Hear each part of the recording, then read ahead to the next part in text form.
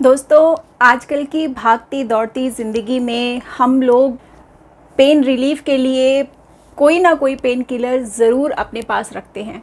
और ये ज़्यादातर वो लोग अपने साथ रखते हैं जो लोग जॉब करते हैं या उनकी लाइफ़स्टाइल बहुत हेक्टिक है, उनको हर वक्त फील्ड में रहना होता है, बहुत सारे स्ट्रेस को फेस करना पड़ता है, जिसकी वजह से उनको कभी ना कभी सर में दर्द, कभी बदन में दर्द या स्ट्रेस का सामना करना पड़ता है। तो वो हमेशा अपने पास जो है पेन रिलीफ के लिए टैबलेट्स रखते हैं। ये जो लोग मुझे देख रहे होंगे उनको पता है कि ऐसा मेजॉरिटी में लोग करते हैं, क्योंकि एक समय ऐसा था कि मैं भी करती थी ऐसा। तो आज इस वीडियो में हम चर्चा करेंगे कि पेन रिलीफ के लिए, जो शॉर्ट टर्म पेन रिलीफ के लिए हम जो टैबलेट्स खाते हैं, आपको भी पता है कि जब हम पेन रिलीफ की टैबलेट्स खाते हैं तो उसका असर सिर्फ 6 से 7 घंटे के लिए रहता है और उसके बाद जब वो असर ख़त्म हो जाता है तो पेन वापस आ जाता है। तो this is called symptomatic pain relief. तो इसके लिए जो हम लोग खाते हैं टैबलेट्स, उस वक्त तो हमें आराम मिल जाता है, लेकिन अगर इसको हम लंबे समय तक इसकी आदत बना लें तो ये कितना नुकसानदेह हो सकता है, हमारे शरीर में कितनी सारी बीमारियों को लेकर आ सकता है, उसके बारे में आज हम चर्चा करेंगे। लेकिन इससे पहले कि मैं इसके बारे में और विस्तार से मैं बात करूं, आपको बीआरसी सर की एक छोटी सी क्लिप मैं दिखाना चाहूँगी। सस्पेक्ट नहीं किया पैरासीटामोल को, अपने सस्पिशन था ही नहीं।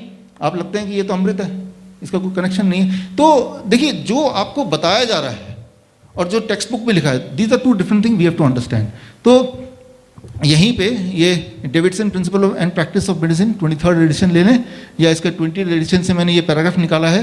और ये दोनों पैराग्राफ में क्या लिखा है, सिर्फ इतना लिखा है कि एंटीबायोटिक लेने से या पैरासीटामोल लेने से, एंटीबायोटिक लेने से आपको फीवर में फ़ायदा तो है नहीं, लेकिन नुकसान बहुत ज़्यादा है।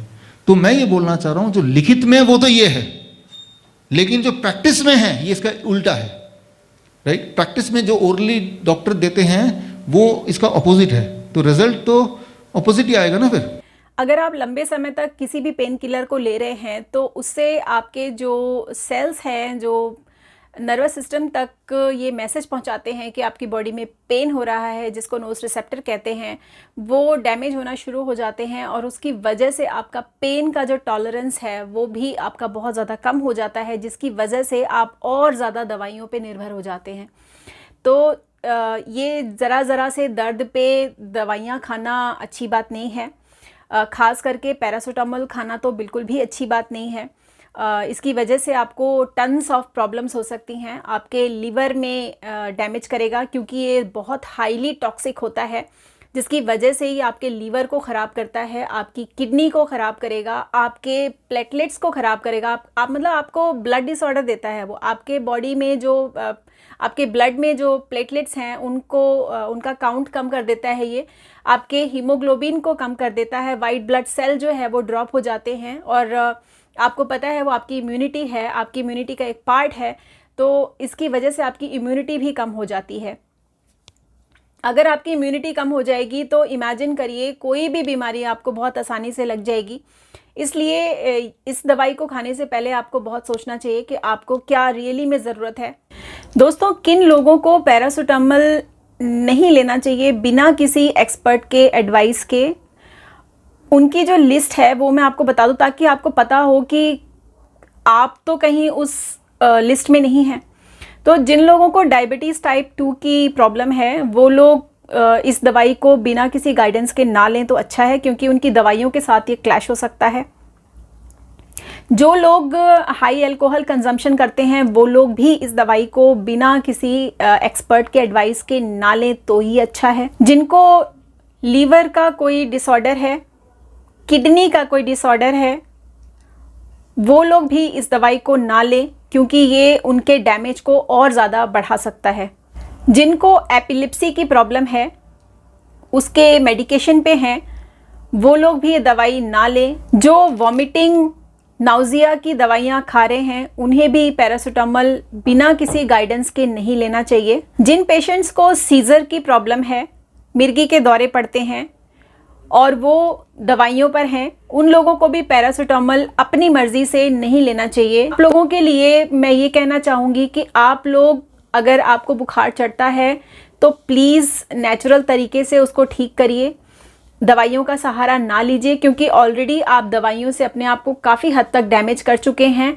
अब आप अगर इन दवाइयों का सहारा लेंगे तो और ज़्यादा वो डैमेज ही करेगा। तो खास करके ये पर्टिकुलर पेशेंट्स जो हैं, इन लोगों के लिए बहुत स्ट्रिक्ट मतलब रूल है कि आपको नहीं लेना है। पैरासीटामोल हो गया या कोई भी पेन किलर अगर आप लंबे समय तक खाते हैं तो उसके साइड इफ़ेक्ट्स बहुत सारे हैं। आपके ब्लड प्रेशर में काफ़ी ज़बरदस्त जो है वो गिराव लेके आता है। आपको लो ब्लड प्रेशर हो सकता है, आपका पल्पिटेशन बढ़ जाएगा, आपको किडनी डिसऑर्डर हो जाएगा, आपका लीवर ख़राब हो सकता है, आपको ब्लड डिसऑर्डर हो सकता है, आपको पेप्टिक अल्सर हो सकता है, आपके लो प्लेटलेट्स काउंट हो जाएंगे, ब्लड डिसऑर्डर में ये आता है, और आपका हीमोग्लोबिन लेवल भी ये कम कर देगा। मतलब ये आपकी इम्यूनिटी के लिए पॉइजन है, आपके सेल्स को डैमेज करता है, जिसकी वजह से आपका पेन का जो टॉलरेंस है वो कम हो जाता है और आपको बार बार दवाइयों का सहारा लेना पड़ता है। तो दोस्तों, आपको पता चल गया कि ये दवाई के कितने नुकसान हैं, इसलिए इस दवाई को अपने जीवन से निकाल के फेंक दीजिए। अगर आपको दर्द होता है तो दर्द से निजात पाने के लिए बहुत सारे तरीके हमारे भी चैनल पर है, और आयुर्वेदिक मेरा जो दूसरा चैनल है उस पर भी मैंने डाले हुए हैं। तो आप चाहें तो उसको नेचुरल लाइफस्टाइल से उसको ठीक कर सकते हैं, चाहें तो उसको आयुर्वेदिक तरीके से ठीक करिए। ऑल्टरनेटिव मेडिसिन का सहारा लीजिए बजाय कि आप केमिकल की तरफ भागें, मैं तो यही कहूँगी। तो दोस्तों, आज के लिए इतना ही। मिलती हूँ नेक्स्ट वीडियो में, तब तक के लिए आप सब लोग अपना ख्याल रखिएगा। Take care, love you all.